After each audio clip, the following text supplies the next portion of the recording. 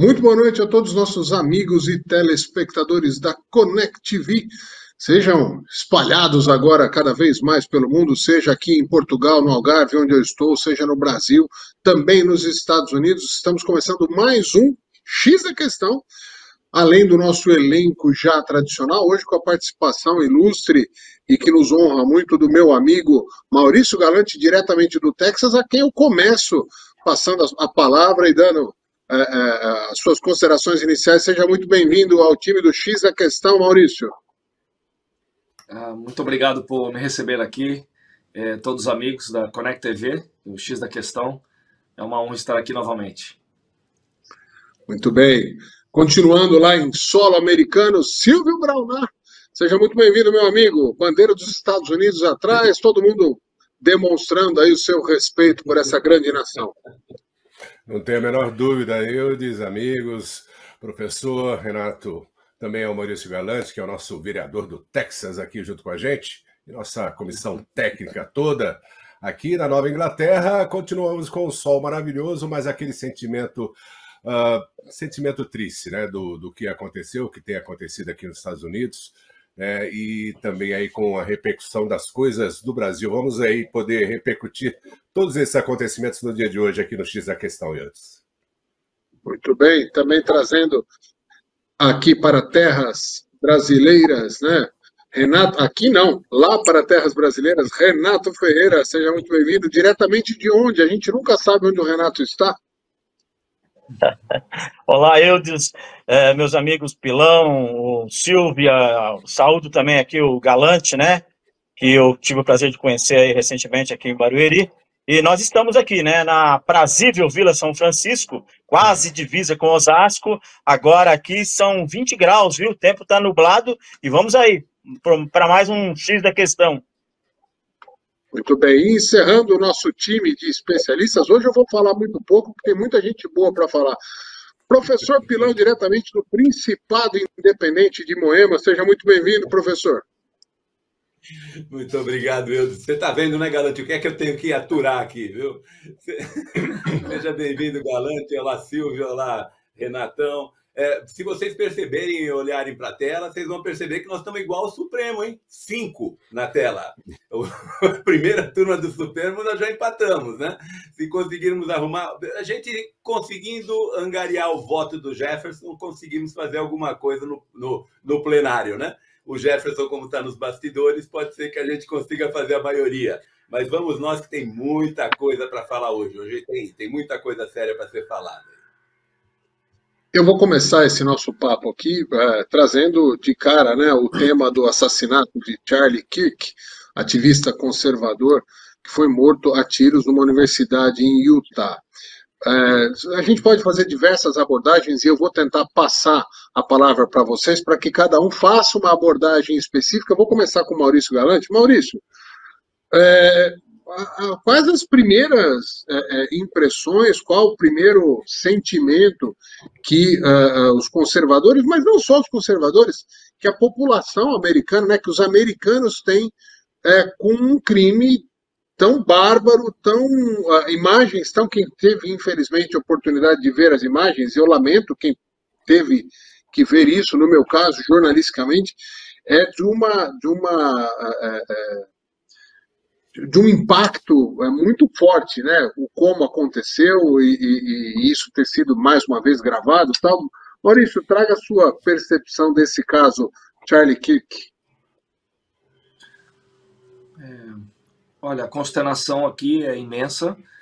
Eu comparo o episódio do assassinato do Charlie Kirk em cadeia de televisão, né? Porque hoje todo mundo tem celular, então invariavelmente quando alguma coisa acontece, alguém vai estar filmando de algum lugar e vai trazer imagens nuas e cruas do que aconteceu. Eu considero um fato comparado ao assassinato do presidente Kennedy, John Kennedy, em que teve lá seus miolos estourados na frente de todo mundo, em televisão aberta. E a consternação é tão grande aqui. Eu vou dar um exemplo. Logo depois do fato, eu era seguidor do Charlie Kirk, não conheci ele pessoalmente, mas Turning Point USA, eu sou amigo de pessoas que fazem parte da organização dele. próximo, inclusive, e conversamos aí ontem e eu enviei um Facebook na minha conta oficial do meu gabinete, uma menção que violência política era intolerável, as pessoas precisam conversar para resolver suas diferenças e que, por mais que você odeie o ponto de vista da pessoa que você está discutindo, a pessoa do ponto de vista diferente, isso não é passível de pena capital. Qualquer sociedade civilizada entende que a pena capital tem que ter certos preceitos, tem que ter motivo. Então, o motivo de você odiar o outro discurso político, de você não gostar do seu oponente político, não lhe dá o direito de comemorar ou gostar do fato que aconteceu. E, assim, incrível. Tenho milhares e milhares de seguidores, e quando eu postei isso na minha conta do Facebook, e eu repostei em 5 ou 6 grupos aqui na cidade, alguns com 26 mil, 30 mil pessoas, nas regiões, as pessoas me conhecem todos aqui, nenhum comentário, nenhum like, nada. Os posts estão lá, inertes, num grupo de 26 mil pessoas no Facebook, em que ninguém se atreve a dar um like ou dislike ou fazer comentário. É impressionante. Essa é uma métrica que talvez vocês não tenham ouvido ainda, né? Então eu esperava que um post daquele as pessoas iam falar, olha, concordo, é assim, tem que fazer, ou apoio, ou, né, que a família do Charlie, né, seja protegida, que Deus proteja a família, dê força. Zero comentário, zero. Então um post em 5, 6 grupos aqui, que abrange quase 400 mil pessoas, os grupos que eu tenho, que eu faço parte, sou membro de certos grupos, então eu fiz um post na minha conta e repostei esse post da minha conta oficial de vereador nas outras contas. Zero interaction, zero. Zero. O meu da minha conta pessoal tem 2 likes, um comentário, os outros nada. Então, você anda nas ruas, as pessoas estão estarrecidas, a tristeza está imperando aqui, a tensão muito grande, tensão política muito grande. Nesse exato momento que eu estou falando aqui com vocês, na sala do lado aqui, acabei de encontrar com o vice-chefe de polícia, subi elevador junto com ele, está tendo encontro aqui do FBI, a polícia de Arlington, porque estava marcado para esse fim de semana protestos, No Kings, né? Que é os protestos contra o Donald Trump, né? Que a esquerda aí, inclusive os donos do Walmart estão patrocinando isso. Em Los Angeles teve quebradeira, vocês viram isso, né? Então vai estar marcado um protesto para esse fim de semana. Logo depois, 20 minutos depois do atentado, eu vim falar com o gerente da cidade, falei, olha, vocês precisam repensar a estratégia de segurança para esse evento ou até mesmo proibir. Porque o corpo ainda nem esfriou, né? A realidade é essa, desculpa falar esse termo chulo, mas o corpo nem esfriou ainda. Você tem aí o vice-presidente da J.D. Vance, foi a Ohio, foi a Utah ontem carregar o caixão dele. Ou seja, aliás, uma cena muito chocante, né? Essa, né, Galante, dele carregando o caixão para colocar no Air Force 2. Continua. Bandeiras a meio pau, não sei, você está aí no norte, em New England, também, que é um reduto liberal, completamente liberal. Morei aí em Connecticut, 9 anos, eu conheço. 80% votaram aí na Kamala, só 20% votaram no Trump. Mas aqui no sul, onde é a maioria, 70% aí votaram no Trump, são conservadores, são religiosos, é o Bible Belt dos Estados Unidos. A consternação é imensa.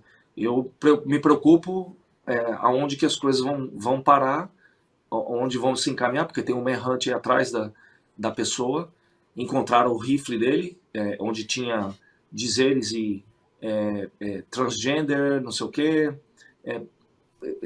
dizendo proteja e tal. O FBI soltou algumas coisas, mas que pode ser muito bem um decoy, né? Pode ser as frases que colocou no cartucho, na cartucheira e no corpo do rifle, que foi encontrado embrulhado numa toalha no meio do mato, na trilha de onde ele fugiu, pode ser muito bem alguém, eu não vou tirar, está muito cedo para falar alguma coisa ainda, mas alguém da extrema direita, que existe extrema direita, tem direita, toda direita é chamada de extrema direita, né? Então tem que separar o joio do trigo. Tem extrema esquerda e tem extrema direita. Mas pode ter sido realmente um grupo de extrema direita que patrocinou isso, executou isso, para jogar a direitos conservadores contra a esquerda, para inflamar os ânimos. Pode ser tudo. Nesse exato momento pode ser tudo. Vamos aguardar para ver o que vai sair disso aí. Eu já de cara agradeço o senso de responsabilidade, o senso de noção de que a gente não está brincando, esse tipo de coisa passa do limite de fundamento, de brincadeira. E o Maurício, como um homem público, um político eleito pelo povo de Arlington, e que também ecoa a sua voz e as suas opiniões para além de Arlington, para os Estados Unidos inteiro, para a comunidade brasileira que vive nos Estados Unidos e muito fortemente para o Brasil também, de ter essa responsabilidade que nós não vimos, pelo menos na imprensa brasileira. Eu vou começar a falar disso daqui a pouquinho, mas antes eu vou passar para o professor Pilão para uma abordagem. O que acontece com as universidades, ô professor? Assim, se tem um lugar que deveria haver espaço para o pluralismo, para o debate de ideias, para o discordar até do que é lugar comum, né? É na universidade, onde se produz conhecimento, pensamento, filosofia, entendimento, e parece que as universidades, de maneira geral, no mundo inteiro, isso não é um fenômeno americano, acontece no Brasil também, elas estão tomadas por uma linha ideológica que, se ela fosse maioria e mantivesse essa maioria no campo do pensamento, só caberia à direita tentar lutar contra isso, mas não. Ela se faz a fórceps, ou como diz, né, popularmente, na porrada, literalmente. Discurso de direito em universidade, ele é praticamente proibido, se não proibido, legitimado por escrito, mas proibido com o uso da força. Você é um professor universitário, conhece um pouco desse ambiente, ou conhece muito desse ambiente. Fala o que acontece, por que não se muda isso, professor? Oi, isso é verdade. Deixa eu só fazer um comentário rápido antes de falar dessa sua posição que você me pede.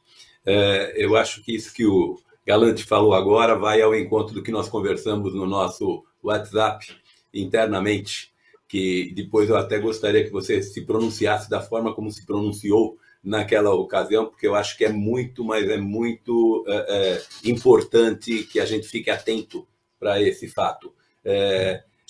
Chegar agora e dizer que simplesmente foi alguém que quis matar alguém de extrema esquerda, que quis matar alguém de extrema direita, é reduzir demais esse discurso, considerar que a vida humana vale tão pouco quanto qualquer outra coisa que vale a nada.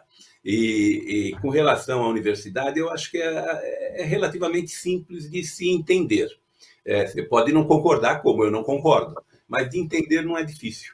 Porque se você pegar, majoritariamente, as universidades são de esquerda, majoritariamente. E essa majoritariedade não é pequena, é grande. E isso significa dizer que, à medida que você pertence a um grupo, você tende a se ajustar ao local onde você está. E normalmente, quem consegue assumir as posições de destaque dentro das universidades, destaque que eu estou dizendo chefiando comissões, gerenciando reitorias, pró-reitorias, coordenações, etc., normalmente são os mais inflamados, ou seja, os mais radicais. Então, isso passa a ser, essa questão de pensamento passa a ser quase religioso. Então, as pessoas que lá estão entendem que sim, que elas estão do lado do bem, que o bem é aquilo, que o bem é acolher todo mundo, que o bem é você não deixar o que é diferente e que não pensa dessa maneira, que deve ser expurgado, e é o que acontece com o pensamento de direita nas universidades. Ele simplesmente é relegado a um segundo plano. E é um segundo plano, ele é praticamente, veladamente, ele é proibido, né? Ele é proibido nas universidades, veladamente, mas é proibido. E isso se dá exatamente em função de que você tem uma grande quantidade enorme quantidade do meio acadêmico sendo de esquerda e uma boa quantidade dessa de extrema esquerda. E que você, pensando mais posicionalmente, essas pessoas têm maiores chances na universidade. Se você pensar, por exemplo, verbas públicas, você consegue através de manipulação de orçamento, você consegue a partir de projetos que você envia, que serão julgados por outros que são seus pares. Se você quiser verba para sua pesquisa, você vai conseguir verba para sua pesquisa com o seu chefe, que vai ser seu par. Se você quiser bolsa de estudo para dar para alguém, para poder acolher alguém, vai ser dado por o seu chefe, que é seu par. Então, a chance de você quebrar essa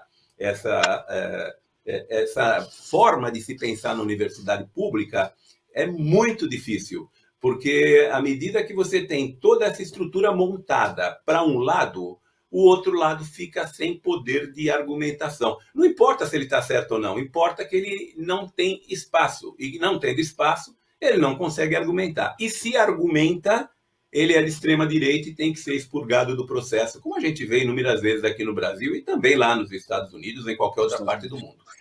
Então, é isso. Eu acho que, para entender, não é difícil. É difícil de você aceitar, porque quem paga a universidade é 100% da população. E não o extrato de esquerda, mas 100% da população. Então, não deveria ser assim, mas o é. Pois não, Galante? Eu concordar com o professor Pilão, queria falar duas coisas. Naquele episódio que o Chiquini foi na Universidade Federal do Paraná, a gente vê realmente a reação, confirmando exatamente o que o professor Pilão falou. Não há espaço para outro tipo de discurso, e isso tem que mudar, não só nos Estados Unidos como no Brasil. Eu pessoalmente enviei a mensagem do WhatsApp diretamente para o Chiquini, logo depois do episódio, e falando para ele, falei, Chiquini, esse é um ninho de marimbondo, aonde a maior fronteira da esquerda, é isso aí, é a coisa mais importante para eles, fazer corações e mentes, criar pequenos comunistinhas, porque daí esses caras vão virar juízes, vão virar economistas, vão virar militares, vão virar profissionais na cadeia produtiva e vão implementar as diretrizes como a gente vê aí.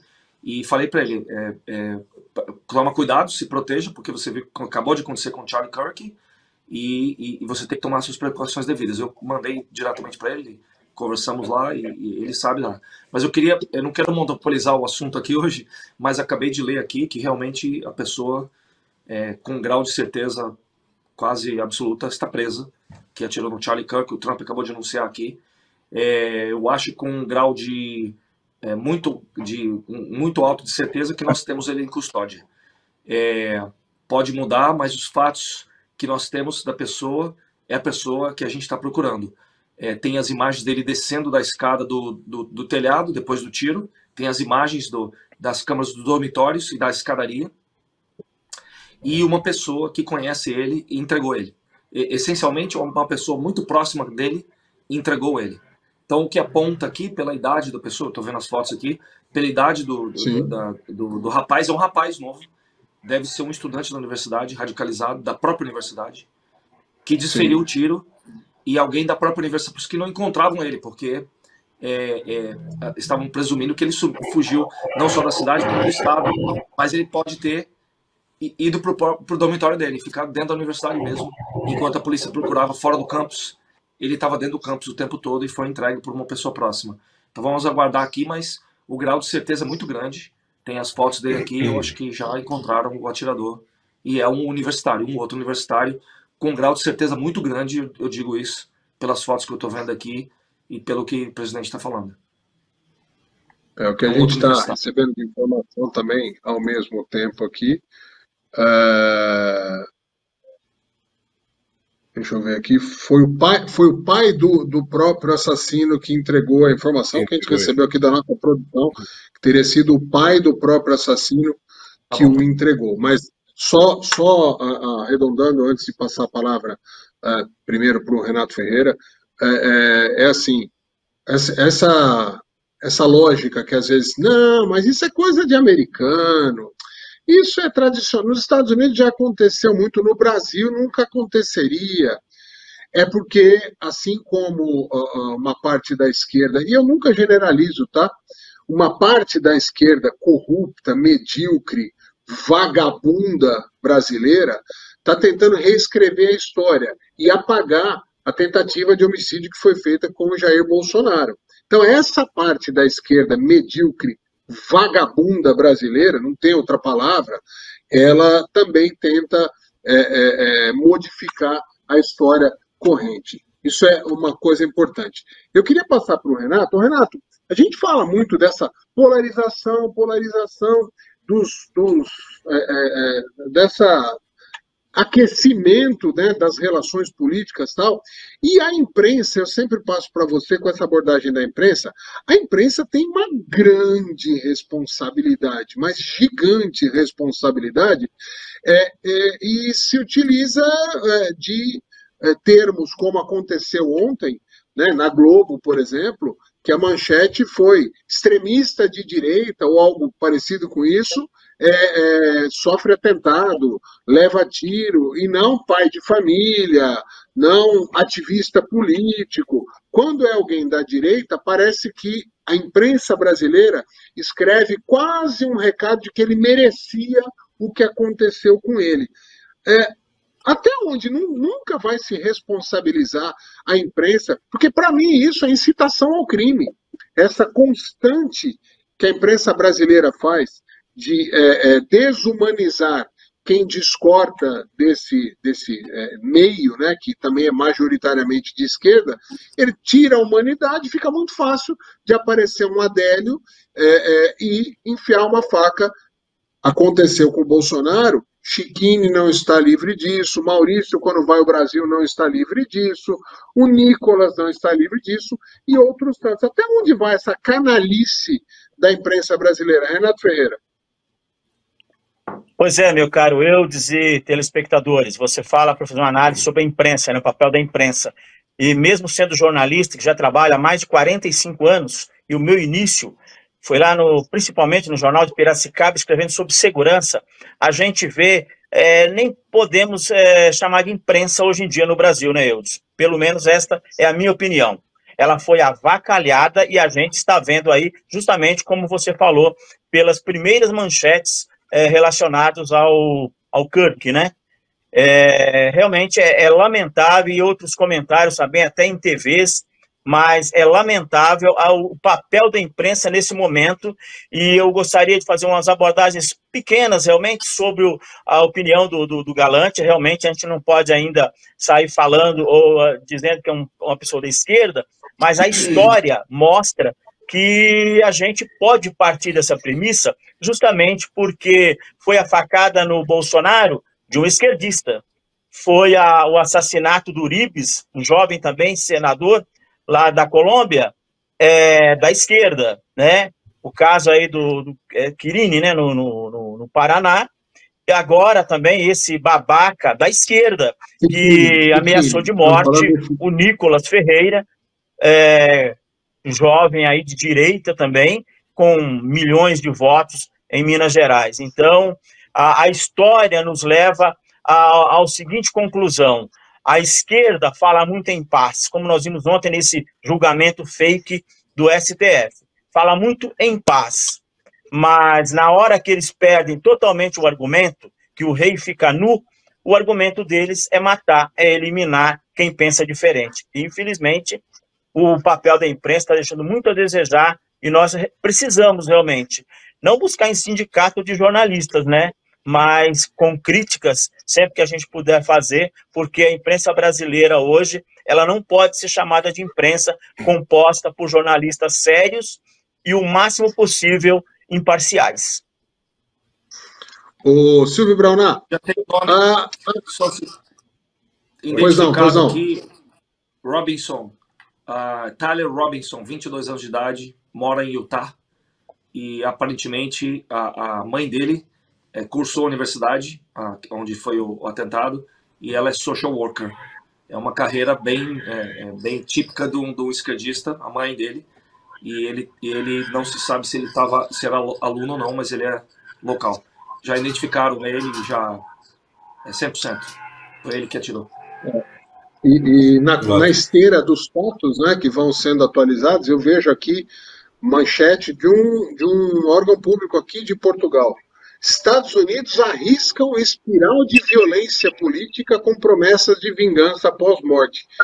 É de uma canalice. A violência, quem está arriscando é o governo americano que promete justiça. E não quem deu um tiro e assassinou a sangue frio um ativista político. Assim, é aterrador. Silvio, passando para você, assim, a esquerda parece, a esquerda mundial, e mais uma vez, eu falo aqui da esquerda canalha. Eu não falo de quem é de esquerda, que tem a defesa da sua filosofia. Eu conheço muita gente, de verdade, tenho amizade com muitas pessoas que são da esquerda, que querem o bem da sociedade, que sabem debater, que sabem, inclusive, apontar acertos e erros dos seus adversários. Então, fazendo essa separação, a esquerda canalha está em pânico, porque a mídia, ela já perdeu. Ela mantém, vamos dizer, uma hegemonia na grande mídia, na mídia tradicional. Na internet, é absolutamente avassaladora a força do que a gente pode chamar da comunicação com viés de direita, certo? E o último campo, a última trincheira, que parece que eles estão em pânico de perder, é justamente o meio acadêmico. E ações como essa do Charles Kirk, que tem sido replicadas por outras pessoas em outros lugares do mundo, quer dizer, vai até a universidade, debate e abre o campo, parece que cada vez mais tornam-se um risco de vida para quem faz isso. Até, na sua opinião, Silvio, esse tipo de enfrentamento, onde pessoas de direita vão até a universidade ou vão até lugares onde o pensamento de esquerda é quase hegemônico, ele é uma provocação ou ele é um direito de liberdade de expressão e uma tentativa de mudar o jogo? Não, na realidade é o direito do ser humano. Nós vivemos a maior nação do free speech, né, da liberdade de expressão. Aliás, eu postei esses dias aí na minha rede social, no topo da redoma do Capitólio aqui em Washington, D.C., tem uma estátua que é a chamada Estátua da Liberdade. E o porquê que a construção dela, colocando ela no topo da redoma do Capitólio, que é a Casa do Povo, é o local do legislativo, né, do Congresso americano. Por que foi colocado lá? É porque a liberdade do cidadão americano está acima do poder do Estado. É um exemplo digníssimo do como essa nação nasceu e como os pais fundadores pensaram em tudo para que não houvesse esse irraciocínio meio de se poder dominar as pessoas, os seus cidadãos. Né? Então, dentro disso, e colocando mais um adendo sobre a própria fala do presidente Donald Trump ontem, a respeito dessa crueldade, eu fiquei muito indignado. Aliás, a nação toda, o Galante já mencionou, aqui, mesmo sendo os estados aqui do Commonwealth, da Nova Inglaterra, sendo um pouquinho mais progressista, vamos colocar nesse sentido, nós tivemos a consternação da população geral, porque nunca foi se visto. Essa geração não viu o assassinato do Kennedy na televisão. Eles não pegaram uma grande guerra. Nós temos aqui, tirando a última guerra, que foi de proporções gigantescas aqui para os Estados Unidos, foi a do Iraque. Né? E depois, justamente, essa foi em 1990, foi da minha primeira chegada aqui nos Estados Unidos. Então, essa geração não tem esse sentimento. Porém, o que se viu através de todas as redes sociais e as redes de televisões não tiveram como não mostrar, isso afetou o cidadão comum. Aquele cidadão que vai trabalhar, volta, ele não está preocupado com política, ele está preocupado em trazer a comida, você entendeu? E dormir às 8 da noite e acordar às 5 da manhã. Estou falando, não é desse cidadão imigrante, o cidadão comum. Todo mundo ficou muito chocado. Eu estou te falando porque a gente percebe isso nas ruas aqui. Eles não estão acostumados com esse tipo de violência. Você vê a violência, roubou aqui, matou ali e tal, mas é uma coisa muito distinta de localidades e de ações que acontecem quase que acidentalmente. Mas nesse caso não, foi visto ao vivo por vários ângulos a violência de um ataque à liberdade. Eu acredito que eles não entenderam como isso, mas se teve a percepção de que você está extremamente vulnerável a atitudes irracionais dessas pessoas já doutrinadas. E a fala do presidente Trump ontem, para mim, foi muito impressionante. Aliás, ele falou agora de manhã na Fox News, Nation and Friends, estava assistindo um pouquinho antes de entrar aqui, e ele estava falando justamente isso. Não é que ele vai perseguir a esquerda, ele vai cortar o financiamento daqueles que fazem o fomento dessa irracionalidade dentro dos Estados Unidos, que é uma nação livre, com portas abertas a todos aqueles que queiram comungar desse tipo de política, desse tipo de vida. Então, é muito forte a mensagem dele, porque a gente já tem visto, antes desse ato terrível contra o Charlie Kirk, ele já mencionando um dos maiores fomentadores de diferenças ideológicas do mundo, que é o George Soros. Ele vai colocar ele primeiro na lista do RICO. Ele vai sancionar esse cara, vai prender dentro dele mesmo, e esse é só um aviso para os outros demais. A gente tem muitos milionários que atuam nessa toada de fazer essa diferenciação e esse terremoto dentro da sociedade americana. Eu acredito demais, mas continuo aqui dizendo que não foi uma percepção de espectro A ou espectro B de política, mas sim da população geral aqui nos Estados Unidos. Mesmo nos estados do Commonwealth, onde a gente tem aí uma grande parte das pessoas ou da linha mais progressistas. E só voltando ao primeiro não texto, progressista. Eu não considero progressista, não, Silvio. Não, sim, só um pouquinho. Renato, eu me lembrei de uma frase do Olavo de Carvalho que ele disse sempre: se você tem um colega que é socialista, comunista, que seja ista de qualquer coisa, finja-se de morto, saia de banda, porque essa pessoa não quer o seu bem. Não admito mais, me radicalizei nesse aspecto sim. Não admito mais esse pensamento. Não, desculpa, isso é uma opinião minha. Esse pensamento e esse raciocínio de esquerda, porque essa gente só quer exterminar o oponente. Eles não estão preocupados com sentimento nenhum de nação e nenhum de povo. Eles estão preocupados com a agenda marxista deles.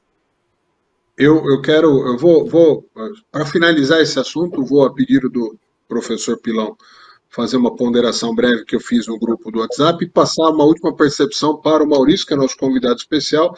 É o seguinte, indo neste caminho, nós estamos evoluindo por uma coisa que talvez impensável, num risco de uma guerra deflagrada em todos os campos e mundial, no sentido de que ela está acontecendo no campo das ideias, das agressões verbais e algumas vezes passando para os assassinatos, mas é uma guerra que está acontecendo em todos os países, ou todos os países democráticos. Nos países não democráticos, essa guerra não acontece. Na China, você não vê nada sobre perseguição à direita nem à esquerda, porque só tem um cara que manda lá, né? Então, lá não tem democracia, onde não tem democracia, não tem debate, não tem esse tipo de problema, pelo menos nesse momento. Mas nos países democráticos, há uma guerra em curso e que há continuar neste caminho, com a imprensa, inclusive, contribuindo fortemente para o acaloramento dos debates que passam do nível das ideias, para impedir pessoas de ter o seu próprio discurso, sua própria avaliação, e agora partindo para assassinatos. E não foi um só, a gente está falando de Charles Kirk hoje, mas aconteceu do Uribe recentemente, aconteceu do premier do Japão há 2 anos, se não me engano, aconteceu em diversos casos e, infelizmente...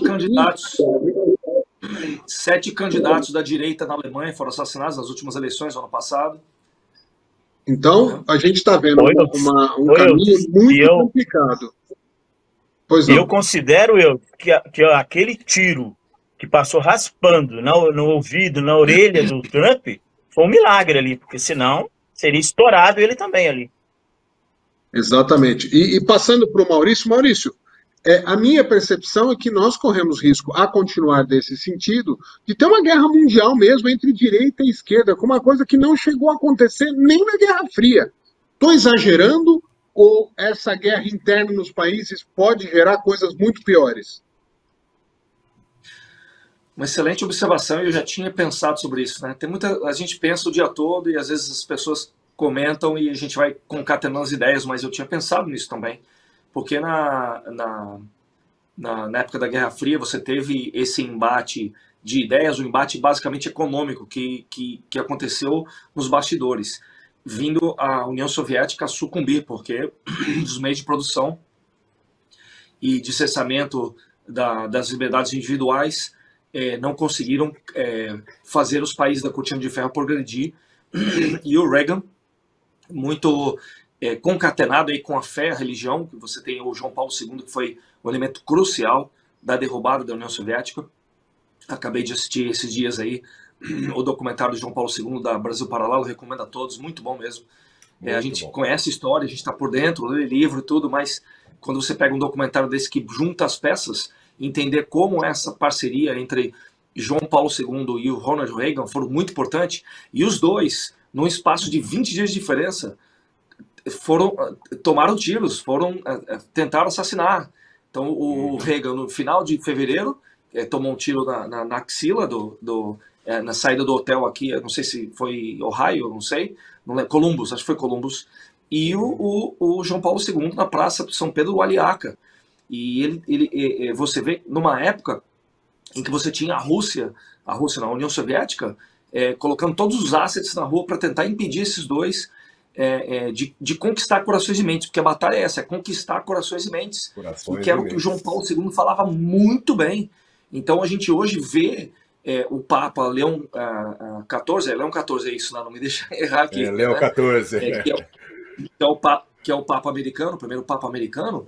Cadê o Papa para ir visitar, por exemplo, o Brasil? Cadê o Papa para ir ao Brasil de supetão? Falar, semana que vem estou no Brasil, mesmo antes do julgamento do Bolsonaro, para marcar a posição dele, olha aqui, isso é cessamento de direitos individuais. Ele fez aí ontem uma locução, ele falou sobre isso, sobre os direitos individuais e a democracia tinha que ser defendida, mas o Papa João Paulo II não só falava, ele pegava o avião, ia lá, aquele jeitinho dele, ia lá, beijava o chão quando chegava e fazia milhas enormes para multidões de pessoas, colocando na cabeça delas que a liberdade individual era a coisa mais importante.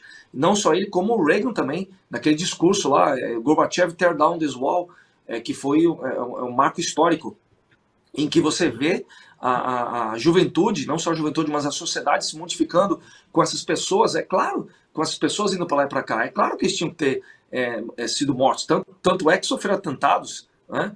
Então, assim, complementando o que o Silvio falou, eu vejo que o caso que aconteceu com o Chiquinho na Universidade Federal do Paraná, se eu sou governador Ratinho do Paraná, eu ontem falava assim, olha aqui, pega uma brigada da Polícia Militar de Operações Especiais, cerca o Chiquinho e vai lá dentro da universidade, ordena que ele faça o discurso dele, faça o encontro dele com 300 pessoas que estavam já registradas, e que ele fale sobre segurança das forças especiais, do BOP lá, da polícia que ele tem lá, que seja garantida a segurança dele dentro da universidade. Exatamente, se está marcado, não, remarca e dê garantias, o Estado tem que dar garantias para ele ir lá, voltar lá e fazer o que ele tem que fazer. E todos os outros que forem e o contrário também. Oi? Perfeito, e o contrário também, não deve ser cerceado o direito de alguém falar alguma coisa. Perfeito. E o contrário também, quando a força, é aquilo que foi falado aqui, quando se perde o argumento, não se pode deixar nenhum dos dois lados. Quando se perde o argumento, partir para a força. Se você está num âmbito que seja mais de direita, e alguém da esquerda queira falar, esse cara tem que ser garantido, o Estado tem que garantir que a voz dele seja ouvida. garantir com força, porque a força maior de todas é a força do Estado. A mão do Estado é mais pesada, porque ela tem a polícia e ela tem os militares. E essa força tem que ser utilizada nesse momento para garantir que os dois lados façam até eles aprenderem que a opinião diversa tem que ser respeitada com o sacrifício da sua própria vida. Eu dou minha vida para garantir que o meu oponente, que o meu oposto tenha liberdade de expressão. Não é comemorar quando o outro é assassinado, como o caso do Charlie Kirk. Comemorar, estou feliz que o Charlie Kirk morreu. Morreu tarde. Você fazendo isso está doando, condescendendo com um crime capital e você faz parte desse grupo radical. E nós veremos nos próximos dias pessoas sendo deportadas dos Estados Unidos. Donald Trump já disse que se qualquer estrangeiro for pego, tiver provas de que ele comemorou, incitou a respeito da morte de Charles Kirk, será imediatamente deportado. E aí nós veremos a mesma mídia que hoje praticamente ignora o fato e traz muito mais luz ao fato, as ideias que eram defendidas por Charles Kirk. Nós veremos essa mesma mídia falando em extremismo de direita. Isso vai ser enojante nos próximos dias, se preparem. Eu quero mudar o tema aqui. Nós temos poucos minutos, em torno de 18 minutos apenas, para falar de um espetáculo. É uma coisa diferente que nós vamos falar aqui. É um espetáculo novo, o Brasil, que a gente já tem o Carnaval, que é mundialmente conhecido como um entretenimento mundial, nós temos o futebol e agora nós temos o STF, é um novo entretenimento mundial. É uma peça de teatro, muito mal encenada, onde os vilões são muito óbvios, né? O Careca, aquela que tem aquele ar mais soturno, é tudo muito óbvio, o Gordinho, que é o que faz o alívio cômico dos vilões. Então, é tudo muito óbvio, é tudo muito ruim, mas é o que a gente presenciou nesse. E o advogado, o advogado é a melhor parte, né? Então, assim, a soma do que a gente viu nos últimos dias de assombrar, mais uma vez, a mídia. E a mídia brasileira a gente meio que já esperava, mas mesmo a mídia internacional, ao ver esse processo de perseguição e de criatividade, né? A peça acusatória e as falas, né? Os votos dos ministros que condenaram Jair Messias Bolsonaro, principalmente ele como grande referência, parecem textos de literatura, uma mistura de infantil com de ficção científica, assim. Então eu quero passar rapidamente as palavras para vocês, para que falem. Primeiro eu vou pedir para o professor Pilão. Professor, base jurídica, acho que passou a não ser mais necessário para julgamento no Brasil, né? Pois é, deixa só, antes de eu responder isso, voltar, que eu tinha pedido um segundo antes do Renato terminar. Não tem problema nenhum. Eu vi que não houve oportunidade, sem nenhum problema. O que eu falei a respeito da universidade é só ouvir de novo, serve para a imprensa. É exatamente a mesma coisa. Você tem uma religião na imprensa que diz eu sou bom porque eu defendo a esquerda. É isso. Porque a esquerda é o bem e o resto é o mal, enfim. E não estou falando de Brasil como não falei de Brasil na universidade. E as verbas públicas vêm todas das grandes corporações e dos grandes governos que distribuem em função do perfil de quem está à frente do negócio, né? Então, a mesma coisa que foi falado da universidade serve para a imprensa, que foi o que você tinha perguntado ao Renato, né? Voltando agora para o nosso espetáculo, na verdade, esse espetáculo resultou em uma pena de 27 anos e 3 meses para o suposto líder do golpe. Do líder do golpe, do golpe. 27 anos e 3 meses, né? 24 e 9 meses de reclusão na cadeia, né? Ou seja, a gente sabe que a reclusão pode ser em diversos lugares, mas é fechado. E se a gente pegar, você perguntou como é que fica a questão legal, a questão da justiça, né? Nós tivemos dois julgamentos, o meu amigo Eudes e a nossa audiência toda. Nós tivemos 2 julgamentos. Um julgamento realmente dentro da justiça criminal, que foi feito pelo Fux, né? E um julgamento que foi feito em cima de uma retórica que foi bem montada, foi muito bem alinhavada, com fatos. Não, foi. A gente não pode discutir que foi. Porque você pega assim, ó, teve isso, tá aqui isso que aconteceu, teve isso. O que não significa dizer que o teve isso e tá aqui isso que aconteceu seja crime. Aí é outra coisa. Estou falando da retórica. A retórica foi bem montada. A Janete Claire faria melhor, professor.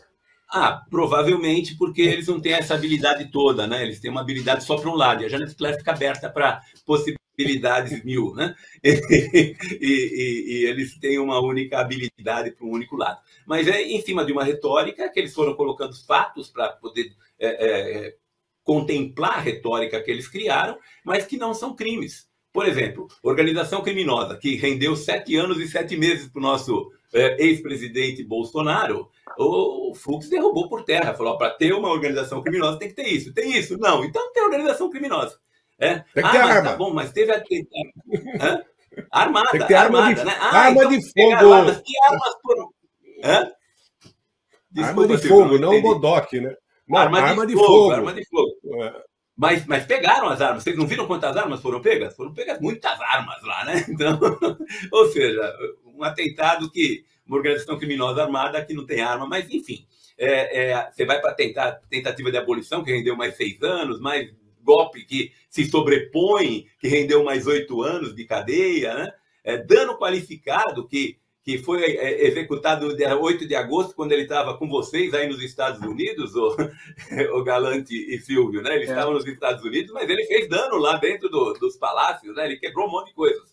Aliás, a deterioração do patrimônio público, que rendeu outros 2 anos e 6 meses, a prova de que ele fez isso é porque o camarada que quebrou o relógio lá do Dom João VI estava com a camisa do Bolsonaro. Então, como estava com a camisa do Bolsonaro, 2 anos de cadeia para você.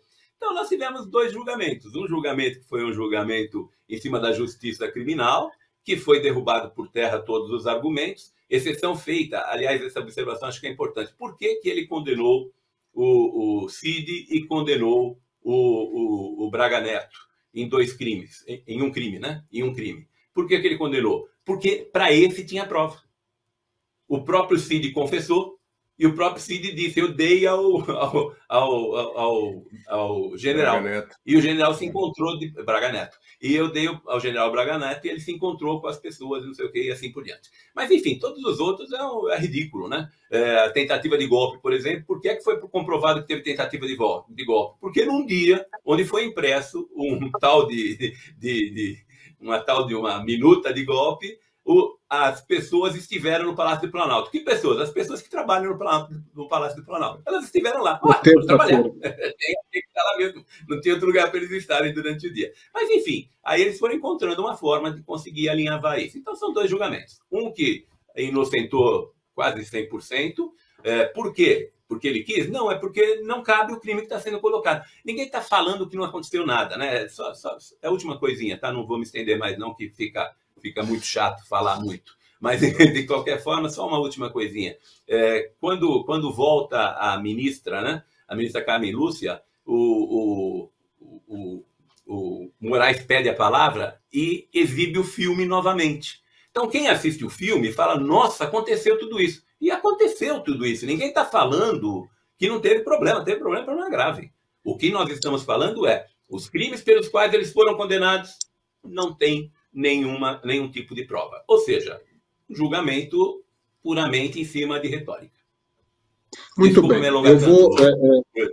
Não, sem problema. Eu vou pedir para que... eu vou passar a palavra, nós temos aí em torno de 1 minuto e meio cada um, para a gente conseguir concluir. Então, eu vou passar primeiro para o Renato. Renato, consequências naturais políticas, não se pode mais falar em Bolsonaro elegível, pelo menos num curto prazo. Quem é a bola da vez? Tarcísio? Olha, Eudes, falando rapidamente sobre esse julgamento, muito rápido mesmo, julgamento fake. A única novidade foi o voto, uma aula jurídica, né, do Fux, entendeu? Que a esquerda comemorando, não sei até quando, porque, para mim, esse julgamento terá desdobramentos, entendeu? até mesmo a curto e médio prazo, eles terá desdobramento aqui e também no exterior. Isso não é só a minha esperança, a minha torcida, não. Mas acho que muita coisa ainda pode mudar até as eleições, entendeu? Não descarto totalmente o Bolsonaro fora, mas em ele estando fora, o Tarcísio, para mim, é a bola da vez e será, se ele for o candidato, o próximo candidato à presidência da República, entendeu? Eu imagino um Tarcísio com Zema, nos 2 maiores colégios eleitorais do país, ou mesmo um Tarcísio com a Michelle, trazendo o voto feminino e a capacidade dela de falar com o povo, principalmente o povo conservador, cristão. Então, eu acho que é o Tarcísio, e já vi até comentários aí que o Lula vai pensar 2 vezes antes de se candidatar, com mais de 80 anos, para enfrentar um Tarcísio de Freitas, entendeu? Essa é a minha opinião. Eu não sei de onde eles acham que essa foi a melhor estratégia, porque assim, com o Bolsonaro, eles tinham grande chance de perder. E com o Tarcísio, é certeza que eles vão perder, absoluta. Então, vamos lá. O Silvio Brauná, passando para você na mesma brevidade que o Renato falou, em estando fora do jogo Bolsonaro e sendo o Tarcísio, eu vi recentemente a Globo já começou a flertar com o Kassab. Chamou para o Bial, tentou descolar a imagem do Bial. A Globo já está jogando o jogo que começa só em 2027? Esse é o interesse normalmente do... Eu falo que é o como é que chama aqui nos Estados Unidos, o Galante? É o swamp, né? É o sistema. É o sistema se movimentando, amigo. Porque, afinal de contas, o que eles queriam já tiraram. Eles acham que tiraram do jogo, mas eu vejo isso mais como uma... Aquele filme, eu não sei no Brasil qual foi o nome de Thelma e Louise. Foi Thelma e Louise, não? Sim. Então, o sistemão fez aquilo, pulou no abismo. Você entendeu? E a gente não sabe o que aconteceu lá no final do abismo, né? Pode ser que as meninas tenham morrido, mas elas se juntaram, foi aí o Executivo com o Supremo Tribunal Federal, você entendeu? Se juntaram no abismo. Mas, para mim, aliás, é uma indicação que eu vou dar aqui para a nossa audiência do X da Questão. Todo mundo entendeu sobre o Thelma e Louise, né? Não, é que eu tô rindo, né? eu tô imaginando o Dino e o Xandão vestidos de Thelma e Louise pulando com o carro no abismo. No abismo. Tá, então, para mim, é exatamente esse o sentido do que eles fizeram. Você entendeu? Se jogaram no abismo, e aí eu dou a sequência do filme, que é o Império do Sol, que é um filme muito interessante para se assistir, viu, Galante? Filme muito importante, é um processo de passagem. O final do filme, eu não vou dizer aqui, mas quem não assistiu deve assistir. O final do filme é um garoto totalmente mudado devido à situação estressante que ele passou. E eu acho que é esse que vai acontecer com o nosso Brasil. Tá? Assista o Império do Sol, que vocês vão entender onde é que nós vamos sair depois desse movimento extremo que a nossa política brasileira, junto com o judiciário, se colocou. E que realmente é muito, mas muito, é muito feio ver pessoas que se dizem intelectuais, conhecedoras do direito, e fazer esse tipo de coisa com a nação. Você entendeu? Eles nunca pensaram em nenhum segundo a respeito da população, como é que a nossa elite brasileira sempre pensa, nunca para a nação e sempre para eles próprios. Por isso que o sistemão está aí já se movimentando, como você mesmo mencionou, sobre o Kassab. Nossa, quem te conhece que te compre Kassab. Não, eu não estou nem criticando o Kassab nesse momento, eu estou criticando a Globo. É isso, mas vou passar para o Galante. Ô, Galante, eu acho que não é uma torcida, mas é uma expectativa e, por uma parte da população brasileira, até uma esperança que os Estados Unidos intensifiquem, como vem prometendo através dos twitters, né, dos tweets no X, das mensagens, dos posts, que se intensifique as sanções, que a coisa vai ficar mais complicada para o país como um todo, como um instrumento de pressão comercial, mas também especificamente para os ministros, principalmente. Vai ter muito ministro aí que nunca mais vai poder visitar nem a Disney, nem o Six Flags. Sim. Eu não vou tecer comentários sobre o julgamento, que o julgamento está lá para todo mundo ver, e as palavras do ministro Fux, que, aliás, não falou nada demais, ele não ele não honra toga alguma, não é salvador da justiça do Brasil, ele simplesmente falou o que está escrito em todos os livros de direito que qualquer aluno de primeiro ano de direito no Brasil aprende. Vamos lembrar que ele votou a favor da continuação do inquérito do fim do mundo, ilegalmente, da continuação do inquérito do fim do mundo, e também condenou 400 pessoas à prisão do suposto golpe de Estado de 8 de janeiro. E hoje ele teve, anteontem ele teve a mudança do coração dele, mudou, resolveu falar obviedades. Mas o país está tão ruim, o Brasil está tão ruim, que quem fala obviedade vira herói agora no Brasil, né? Mas quanto ao julgamento, todo mundo já viu, não vou falar nada. Quanto às consequências, os Estados Unidos, é claro, desde a primeira carta do Trump, desde as 3 ou 4 notificações da Embaixada Americana no Brasil, das 5, 6 notificações do próprio Marco Rubio, e ontem, logo após o julgamento, emblematicamente, o secretário de Estado Marco Rubio deixou claro que quem fez isso, em outras palavras, ele não falou isso, mas quem fez isso vai se arrepender amargamente. E as sanções americanas vão continuar, e essa é esperada, não só como certa, e é esperada essa sanção. Pelo outro lado, o sistema move-se para ganhar espaço e se radicalizar cada vez mais. Esse convite do presidente Petro, colombiano, na Manaus, para defender a plantação de cocaína, defender o comércio de cocaína no mundo, junto com o presidente Lula, não só é uma provocação direta aos Estados Unidos, com a flotilha anfíbia, que tem hoje, basicamente, fazendo um bloqueio naval à Venezuela.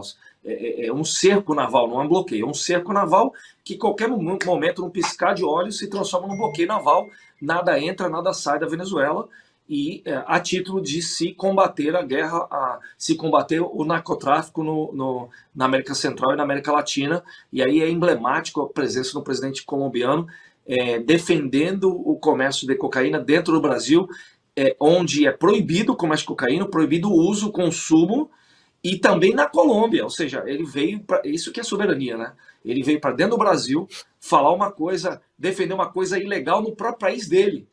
Ou seja, não só no país dele, mas no Brasil. E esse julgamento, a condenação do presidente Bolsonaro e das outras pessoas, eu acho que a gente vai ficar numa saia bem curta, porque a própria lei da ficha limpa prevê que um crime, que o político seja condenado em duas instâncias, para que ele não seja apto ao cargo eletivo. Ok, ele foi condenado em uma instância. É a última instância, mas ainda é uma instância. Não é 2 instâncias. Então, cabe aí, com conhecimentos jurídicos e com aquela movimentação política por trás dos bastidores, não só no Congresso, mas também no próprio Judiciário, uma apelação, uma mudança de curso. Eu vejo a possibilidade de uma mudança de curso. E se não houver essa mudança de curso, que eu ainda acredito que ela pode acontecer, você tem as forças aí do Tarcísio, aliado com o Zema, com o próprio Kassab, já se posicionando para 2027. Só digo o seguinte, tem que combinar com os russos, tá? Tem que combinar muito bem com os russos. Por quê? Porque o povo é que vota, e não é o cacique que vota. Foi o que o Silva acabou de falar. A mudança da mentalidade das pessoas, não só com o assassinato do Charlie Kirk, não só com essa condenação absurda, não só com o posicionamento dos Estados Unidos, que tende a recrudescer quanto à defesa das garantias individuais e das liberdades individuais e da democracia, que foi muito bem lembrada pela chefe da comunicação da Casa Branca na segunda-feira, que o presidente Trump está disposto a usar todas as ferramentas diplomáticas, comerciais, tarifárias e militares, se for necessário, para qualquer país do mundo. Não falou diretamente que é o Brasil, mas em qualquer país do mundo, o Brasil se inclui. Ou seja, segunda-feira essa retórica já era explosiva, já era uma retórica muito, muito forte. E na terça e na quarta-feira temos aí o assassinato do Charlie Kirk. Então essa posição que já era recrudescida e muito forte dos Estados Unidos tende agora a dobrar. Quem vai dobrar a aposta é os Estados Unidos. Então, contem com isso. Quem vai dobrar a aposta dos Estados Unidos, as coisas vão se tornar muito mais explosivas e perigosas.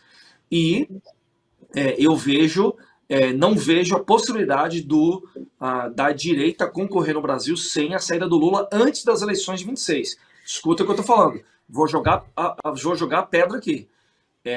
O candidato Tarcísio ou Zema, ou quem seja, coalizão de direita ou conservadora, só tem condições de ganhar a eleição em 2026 se o Lula for impeachmentado.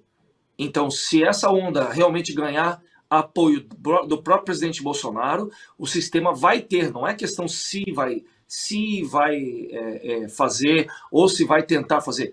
Ele vai ser obrigado a impeachmentar o presidente Lula, porque você está aí, as forças que se embatem o narcotráfico internacional, que tem bilhões e bilhões de dólares, com o crime organizado internacional, que está em todos os lugares, todas as instituições brasileiras, já foi comprovado aí que ele está infiltrado em todas as instituições brasileiras, não só a financeira, a judiciária, a governamental, contra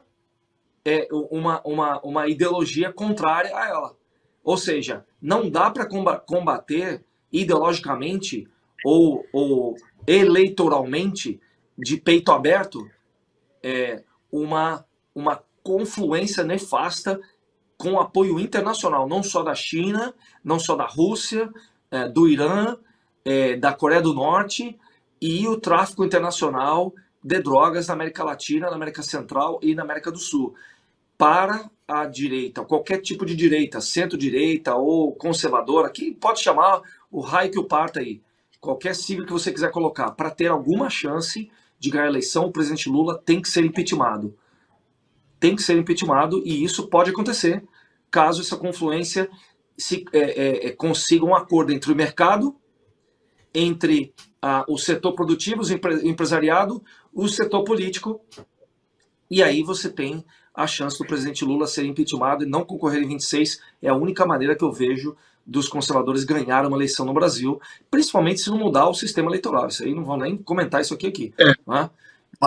Acho que é importante pontuar que o o Maurício está dizendo não é que não teria chance, é que, ao que parece, seria uma eleição tão pouco justa, tomando cuidado com as palavras, porque a gente vive numa democracia ampla, plena e restrita no Brasil, a continuar o Lula, seria uma eleição tão pouco justa como foi a anterior.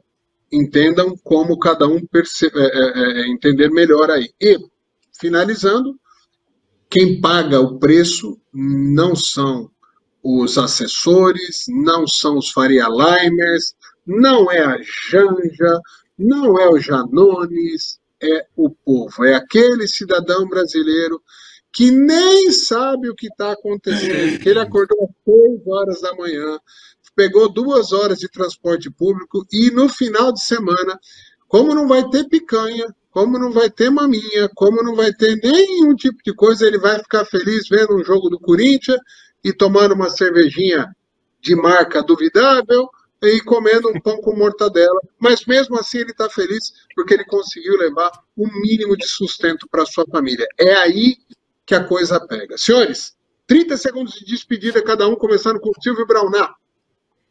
Agradecer, só dizer que o governo americano ele não reconhece nenhuma eleição que não tenha todos os espectros disputando numa democracia. Agradecendo aí a oportunidade de falar com todos os nossos grandíssimos, né? A nossa grandíssima audiência pelo mundo todo, através da internet, que ainda no Brasil funciona um pouquinho, mas funciona, porque não há fronteiras. Obrigadão aí, Maurício. Obrigadão, Renato, professor Pilão, Eudes, Jefferson e a nossa técnica e a nossa grande audiência da Connect TV. Até a próxima. Professor Pilão. Sempre um prazer, Eudes. Maurício, muito bom ter você aqui. Venha mais vezes. É muito bom ter você aqui. O único problema, Renato, é que a gente perde a hegemonia, né? Porque você já viu que empatou, né? Já está 2 dos Estados Unidos com 2 do Brasil. Então, nós vamos ter que trazer o Eudes para fazer o programa daqui. Mas só com relação ao que o Galante falou do Lula, eu falo nesse programa há meses que o Lula já está eleito se continuar a mesma situação que está hoje. Não precisa fazer eleição, que já está eleito. Se continuar a mesma situação que está hoje, não acho que precisa de impeachment não, viu, Galante? Mas continuando essa mesma situação, ele está eleito. A chance de qualquer outro é mínima. Ela existe, claro, mas é mínima. Renato Ferreira. Eu agradeço também, poder participar de mais um X da Questão com vocês, hoje com o Galante aí dos Estados Unidos, e eu só lembro o seguinte, realmente, se o Lula concorrer com o mesmo sistema, é um jogo de cartas marcadas, como foi o julgamento fake aí do STF. Só que eu vou em cima de fatos, porque aí vai gerar também um clima de geopolítica, né? Entendeu? Então, os Estados Unidos não vão deixar facilmente isso aqui cair no colo da China comunista. Tem um mercado aberto lá, a gente sabe, mas é comunista. E hoje o Brasil não trata com o presidente Biden, né? Hoje chama-se Donald Trump. Abraço, até a próxima semana. Maurício Galante, nosso convidado, e a partir de agora, convidado para todas as semanas que estiver disponível. A gente sabe da tua vida agitada, está sempre viajando, tem os compromissos aí com a cidade de Arlington, que eu já estou com saudade, logo, logo volto. Mais uma vez, um prazer estar com você aqui no nosso programa. Obrigado, Maurício. Obrigado, grande Renato, professor Pilão, Silvio, Eudes. Foi um prazer estar aqui com mentes brilhantes que nem vocês, fazendo comentários certeiros e relevantes, mas é isso que vocês falaram. Eu só quero agradecer a oportunidade de estar aqui com vocês sempre, me ponho à disposição de estar semanalmente com vocês, só não estarei se caso esteja realmente viajando fora da cidade, ou em trânsito, ou alguma outra ocasião de força maior. Mas é interessante o que está acontecendo, e é isso que o Renato falou. A situação não vai modificar apenas com a vontade dos atores dentro do Brasil. Existe vontades muito maiores que elas, o pêndulo é muito maior, tem muito mais, a gente fala aqui nos Estados Unidos, at stake, ou seja, tem muito mais coisas importantes em jogo, e eu tenho certeza que os Estados Unidos já está agindo de maneira a mostrar para todo mundo que não vai abrir mão do hemisfério ocidental. Isso não sou eu que estou falando. Leiam as diretrizes e as declarações do Departamento de Estado americano, porque eles consideram que perder a influência no hemisfério ocidental, que é a América Central, América Latina, é basicamente abrir mão do próprio território americano, não dos Estados Unidos, mas do território americano. Doutrina Monroe, América para os americanos. América para os americanos. Boa lembrança, Maurício.